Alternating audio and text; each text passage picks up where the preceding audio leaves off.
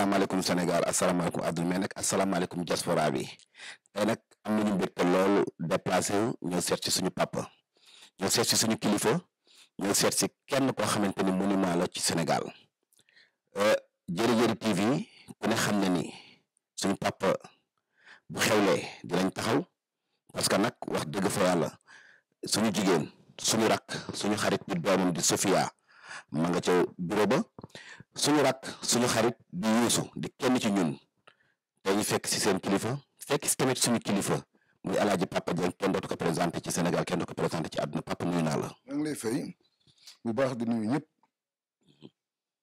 ñi nga xam ne yéen ak ñoo may liggéey jëm ci wàllu télévision bi. papa damay dugg ci làmb ji papa sama duggee ci làmb ji kenn dootul wax làmb te duñuy wax alaaji Papa Dieng papa làmb ji ak crise fi mu toll nii crise bi metti na trop lan lañ ci mën a wax. li ci mën a wax mooy situation de crise la donc situation bu générale la c'est pas une situation particulière ndax ñëpp la dal. donc mbër yi ils ont revu leur cachet à la baisse ndax xam nga liñ leen daan fay 150 millions kenn fayatu leen ko. heureusement que Gaston a eu l'intelligence de travailler sur ça. boo gisee muy joxe ay ñaari avance di engagé ay ñetti wër c'est parce que les prix ont baissé. la mu nekkoon nekkatu ko xam nga ko daan fay ñaar fukk tey nga koy fay fukk ak juróom wala fukk dëgg la ñoom dañuy am problème dina arranger tamit promoteur bi parce que situation la boo xam ni c'est en sa faveur.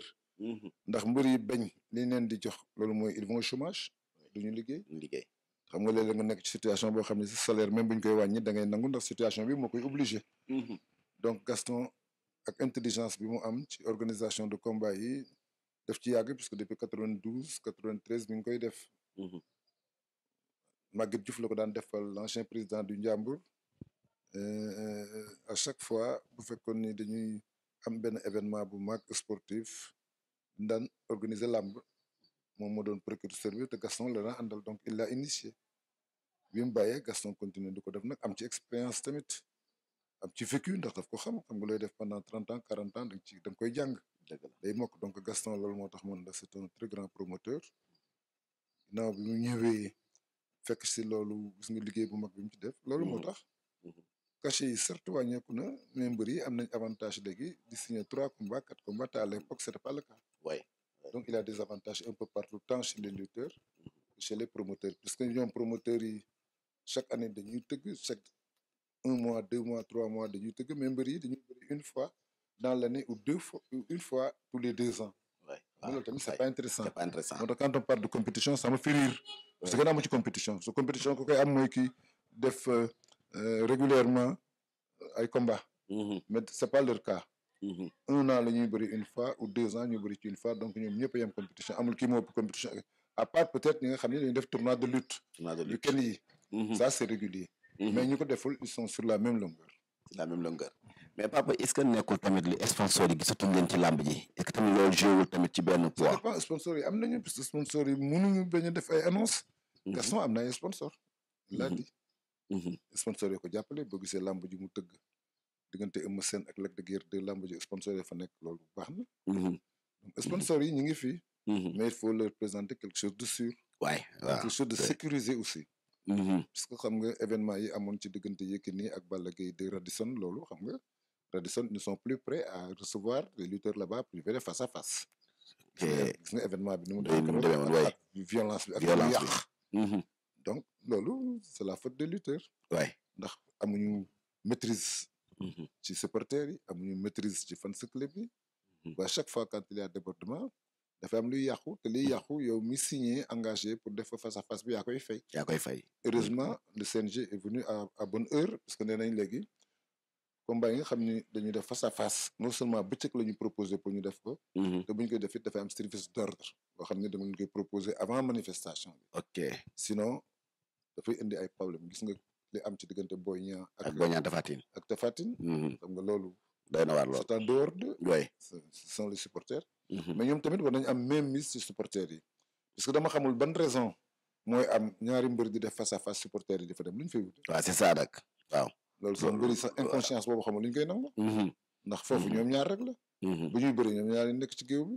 supporters yi amuñu fa benn place face à face ci supporter waratu ko sax fekke boo seetee combat de boxe yi am à travers le monde doo gi fa gis supporter te pourtant ñu ngi ci salle bi. ñu ngi ci salle bi dëgg la dëgg la. dañ ko organiser de tel que duñu egsi sax foofu. bay mën a perturber ñaari mbir yi kenn. comme ci mënta doon. Donc je crois que léegi la meilleure chose c'est de supprimer complètement la présence des supporters pendant les face à face. Et puis permettre aux gens aussi de respirer et d'être en sécurité. Mais au demeurant li ko jiitu mooy il faut qu'il y ait de la sécurité dans l'organisation. C'est un service d'ordre très important. boo xam ne dinañ dissuader nit ñi pour ñu mën a yàq face à face.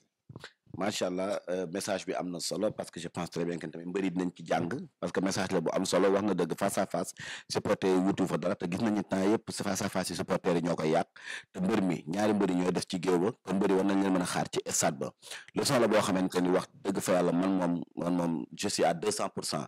papa nag ñu ñëw ci drapeau bi ñuy sargal sama papa drapeau bi samedi papa sargal boobu naka la def. Ça me fait plaisir. L'honneur ne se refuse pas d'abord. Oui.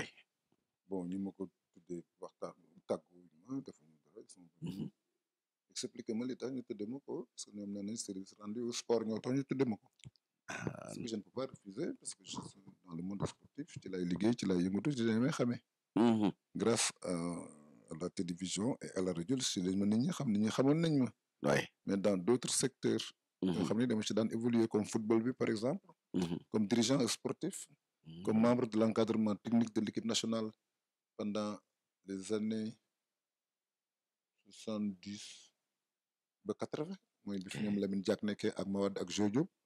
J'ai travaillé avec eux au sein de la direction technique nationale daan nekk ñoom regroupement xam jour yi tamit parce que man maa daan nekk ak ñoom maa daan bokk ak ñoom génération man maa leen gënoon xam te xam loolu tamit dafa bokk ci équipe nationale. Oui. xam jour yi xam seen jikko. xam seen façon de vivre en commun. C'est ay regroupement lañ daan nekk 3 chambres 4 personnes par chambre 2 personnes par chambre ça dépend rek ci hôtel yi ñu daan loger. Mais boobu melul ni comme léegi parce que boobu ay école normale ay Iba Mar Diop lañ daan regroupé. C'est que le début c'était difficile. Oui. am na jours yu bëri yoo xam ne sax moo tax ñu defuñu carrière parce que dañ daan casse que les conditions n'étaient pas convenables. ñu bàyyi Matar Niang def na ko fii ay ñoom Liu Camara sans compter les grévistes.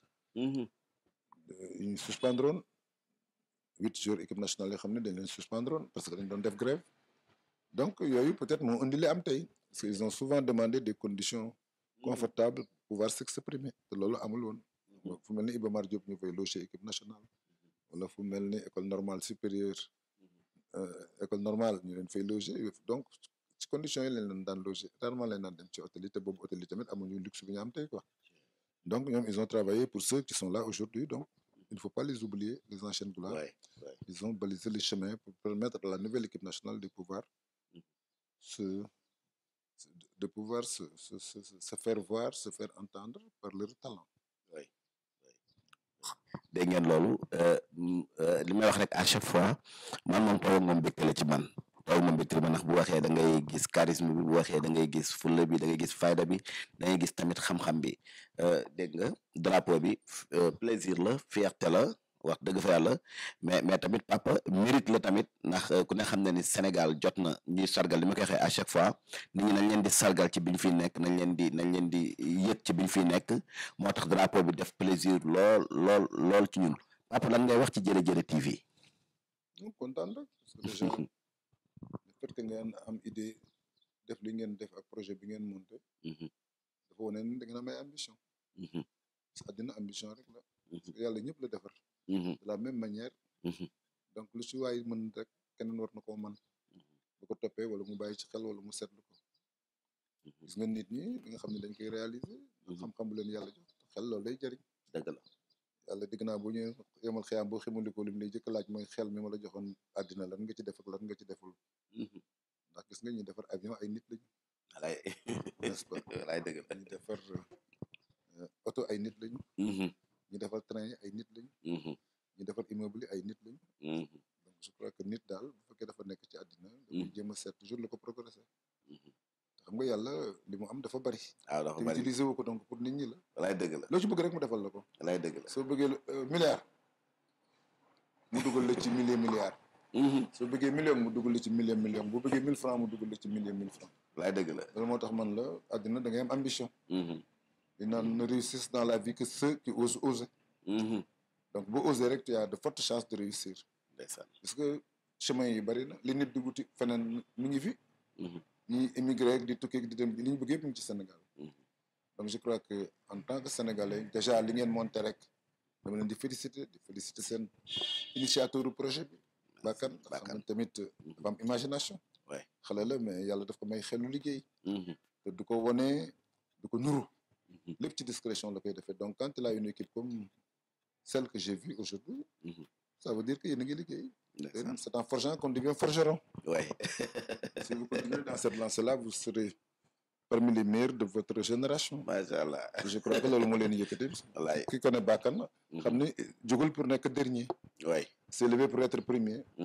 donc maa leen di encourager di leen wax tamit ngeen am persévérance. parce que dañ naan judd tey màgg tey sotti tey jóge fi tey on ne peut pas du jour au lendemain réaliser tout ce qu'on veut. c'est avec le temps xam nga àddina course de fond la du course de vitesse. dëgg la. donc ñu yàkkamti duñ ci bokk. ndeysaan. mais ñi nga xam ne ay marathoniens lañu. lu mu métti métti dañuy xam ni dañuy arrivé xam nga marathon métti na. trop 42 kilomètres la. mais dañuy arrivé comme ni 100 mètres di arrivé. loolu la persévérance la parce que sport daf lay forcer. xam nga ngay daw 42 kilomètres. ak coono bi ngeen rek naa dem à l'arrivée. xam nga li ngay daj coono bi ak fitna bi donc boo ci jógee rek ci àddina loo dajal rek. mën nga ci génn. sport mook armée yam dafay former nit. boo defee armée tu es formé. lu mu métti du la ébranlé. di situation difficile bu ñëwee da nga koy maîtriser. loolu il faut avoir la formation militaire ou la formation sportive. pour pouvoir accéder à ce niveau. ndeysaan dégg ngeen gars yi lii lañ leen indiloon ci Jëri Jëri TV lii lañ leen indiloon ci drapeau bu mag bi nga xamante ni tuddee nañ ko sama papa ji samedi stade ñu fas yéene. arène nationale la waaw ñu fas yéene ñun ñëpp rek Sénégal nag sax laay wax àdduna diaspora bi ndax ki nga ko tuddee kenn la ci Sénégal monument la ci Sénégal dem teew fa gunge suñu papa gunge tamit suñu kilifa. man moom wax dëgg fa yàlla mbégte la ci man parce que ku ne xam ne ni Sofia sama jigéen la sama xarit ko xam ne Sofia mooy xaritu papa ji di sama jigéen nag nekk si suñu label bi di ci liggéey di xale bu am jom di xale bu am fulla di xale bu am fayda wax dëgg fa yàlla buñ ko xoolee rek dinañ xam ni suñu papa ji référence la kon amoon nañ mbégte loolu ñëw seet si suñu papa sama papa dama lay bàyyi nga wax sa dernier mot rek. nga kontaan ci yéen rek bu leen ñaanal li ngeen di def di ci yëngatu yàlla na ci yàlla tontu. amiin bu mu feeñ ci àddina bi. li ngeen ci séntu tamit yàlla na ci yàlla boole wërsëg. amiin ak barke. ak nit tamit lu mu yëngatu def ci bëgg gis boppam. walaay loolu def naa seen patron xam na ko. pour vous mettre dans de bonnes conditions. parce que lay liggéeyal noo gën a yokkee rek yokku. dëgg la ndax mën nga teg société wala nga diriger ko. mais du yow yaa koy liggéey. ndax yàlla du def loolu. yàlla du la jox lii joxaat la leneen da lay jox lii jox keneen leneen. donc yaay teg projet bi yaay génn xaalis bi mais li koy fonctionner loolu mënoo ko. waay bu la ko def la woon du sotti. da ngeen di def ni bi nga ko def loon baykan du sotti mënu ko sax. wallaay dëgg la yaa ngi ni heure bi mu ngi këram tëdd ci climatiseur am. añ ba pare dina ko yéen a ngi ci naaj bi. donc ñu nekk ci kër gi. nañ jox cër ñi nekk ci naaj bi. ndax ñooy liggéey bi. ñu seen xol gën a sedd liggéey bi gën a avancé. macha allah bu seen xol seddul liggéey bi day tag. ngay am ay problème ak di régler di wuti waat ak di jëli financement. donc c'est un ensemble c'est-à-dire c'est un duo. c'est la main gauche et la main droite. sax nga li main droite du ko def dëgg la ñaar nañ ko def walaay dëgg la loolu moo tax yàlla boole ñi am xam-xam. ak ñi am cawarte. ñuy ànd di liggéey. walaay dëgg la. donc nekk am solo. ndeysaan macha allah n'est-ce pas. waaw combat bi nag combat bu neex la mais lan ngay wax mbër yi koy bëre papa. dama leen xam d'abord. dama xam Garga 2 xam Mama Lamine. waaw yàgg leen seetaan xam ne ay xale yoo xam ni.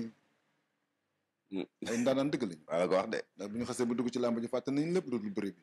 li ci war yëpp dañ koy def. seetuñu daan ak daanu xam nga mbiri mag yi dañuy bañ a daanu ak di moytu. waaw xale yi duñ def loolu. Garga du def loolu Mama Lamine du def loolu. man la combat bi combat yi dàq ci année bi la bokk. ndax combat du ci tur ci adversité la. dëgg la Balla Gaye Bombardier man combat bi ma ko dàq. est-ce que non bien sûr parce que Bombardier bu ñëwee day jéem a téye boppam Balla day jéem a téye boppam ne daanu woon naa su ma daanu waatee musiba am. Bombardier ni kii bu ma daanee di des sama carrière du neex ndax li ma dese bariwul te dootuma amati combat. donc enjeu boobu xam nga bu ñu duggee ba ci làmb ji ku ci nekk bu la neexee nga téye sa bopp. nga téye sa bopp te boo téye sa bopp combat daa muy Eumeu Sène ak Lac de Guiers numéro 2. waaw xam nga loolu xale du ko def. walaay ay mag nga koy def. ndax dañuy bañ a daanu. ndax boo xasee ba doon mag daanu gàcce la mais boo dee xale du gàcce. dëgg la da ngay daanu fii su guddi gi nga sol si yére dem seet say copain mais boo dee mag koñ ba nga dëkk doo génn. sama da nga toog 1 mois doo génn da ngay rus a génn sax. ndeysaan ndax da nga am ay doom yu mag. ñu dem seen copine ne sa papa dañ ko daan démb yow dañ ko duma daan ko xam nga ça fait mal. ça fait mal yooyu nag moo tax xale yi bëre. seen bëre mooy dàq. ndax li ci mag ñi di seet ñoom duñ ko seet. kenn laa gis ci mag yi muy bañ a seet loolu muy Balla Gaye. waaw moom daanaka bañ a daanu lay mën boo ko daanee sax am na mérite ndax bëri bi moo koy bëri ba mu jeex mu daanu. bu la daanee wax noppi te loolu bariwul. dëgg la. je les appelle tous ñu ñëw fii préparé dem làmb ja. fii la ñuy préparé waaw ak suma xarit yu jigéen ñi. ñu suma doom yi suma rakk yi. su dem ci am ay xarit yu jigéen yoo xam ne bu mu amee bés tamit dañ ciy daj lu ne. dëgg la. xam nga ku ci mel ni Thiaba Sylla. grande couturière. suma rakk la suma xarit la maa ko yar. ndeysaan. Fama Diop aussi de Paris suma xarit la suma rakk la maa ko yar. ak Aïda Diop jamono ak tamit ci mel ni Ñaañe Touré. ancienne maire Liberté 6. Gogo Fofana Yacine Doucouré. ak suma cousine yi sama cousin yi suma frère ak sœur yi ak ñëpp daal ak suma copain yi. ak tamit l'ensemble des sportifs. waaw man sportif la oui man du ci làmb rek laa yëngatu. mu ngi ci basket ci volleyball ci handball ci athlétisme ci natation. donc discipline yëpp dama si doon liggéey. donc j'appelle tout le monde sans exception mes amis aussi ñu ñëw particulièrement ak promoteurs yi. avec le doyen Gaston Mbengue. Gaston Xali Mbengue ak tamit Luc Nicolas. qui est un ami à moi. ni daf may invité fi ma dem Mbour man ak Bekaay Mbaye ñu nekk ak moom. sans compter tamit ñoom Pape Abdou Fall. ay ñoom Lahat Ndiaye. ay ñoom Dieye production. xam nga ñoom Assane Ndiaye. tout le monde sans exception. ñoom ñëpp su may xarit ñoom Prince ak ñëpp. donc ci làmb ji lañ ma fekk di collaborer ak man donc bu ma amee bés tamit dama leen ciy woo. dëgg la comme je t'ai dit Gaston Mbengue Nicolas Pape Abdou Fall. Dieye Assane Ndiaye. Kandji tout le monde sans exception. grand sportif Djibi Ngom ancien directeur du port. nekk sportif de haut niveau xam ne ñi tax tey ñëw ci làmb ji ba ñu ràññee ko ci la bokk. moom ak Pathé Ndiaye. donc moom tamit maa ngi koy woo parce que sportif bu mag a mag la di woo champion yi ñoom Yékini. moom Tyson. Moustapha Gueye. ñoom tamit xam nga dafa am lu ñu def ci làmb. Balla Gaye Modou Lo bien que dañu am ay combat mais qu'il soit informé. Boy Niang Tapha Tine. donc ñun ñëpp. man lañ ci woo parce que ku ci nekk am na ak yow relation boo xam ne war na ma permettre ma mais bés ñu yëg ko. dëgg la donc sans exception ñoom ñëpp maa leen ko yëgal. comme li ma la wax tamit di ci woo déjà des personnes que j'avais citées. ci mel ni Demba Ka de par son humilité. sa discrétion et sa générosité. di ci woo tamit le président du Jaraaf Cheikh Ahmed Tidiane Seck.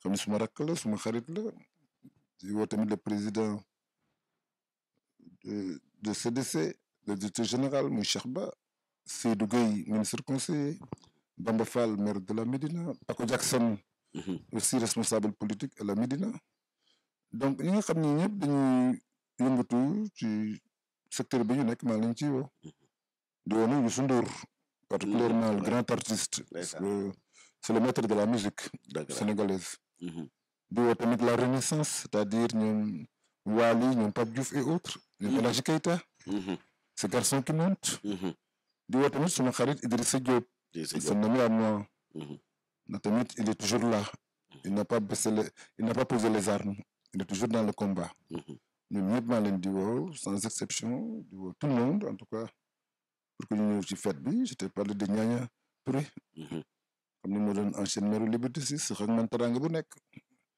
ak Soxna Diop donc ñoom ñëpp suma ay jigéen lañu ñoom tuutaan suma cousine yi ñoom Seynabou Diagne ñoom Ndey Bigué Ndey Koddu moom Koddu suma mbokk yi daal ak suma mbokk suma kër suma néegu yaay tamit ñoom Ngaraaf Mbay ñoom Mbay Silla di woo tamit le grand serigne de Dakar Pape Ibrahima Diagne di ko yëgal tamit mbakk yu fay donc ñoom sumay xarit lañu ku ci nekk dans ton domaine de prédilection maa ngi la koy yëgal même bu ñu mënul ñëw tamit ñu yëg ko ñu yëg ko dëgg la voilà maa ngi koy yëgal ñëpp sans exception dont le ministre des sports Matar Ba ak suma benn rakk bu baax ñu suma doom suma rakk Simon Ndiaye moom tamit maa ngi koy yëgal Youssou Diall Paté Ba Sega Bass Camara Ayoumara Dieng Khady Dieng donc tout le monde sans exception ndeysaan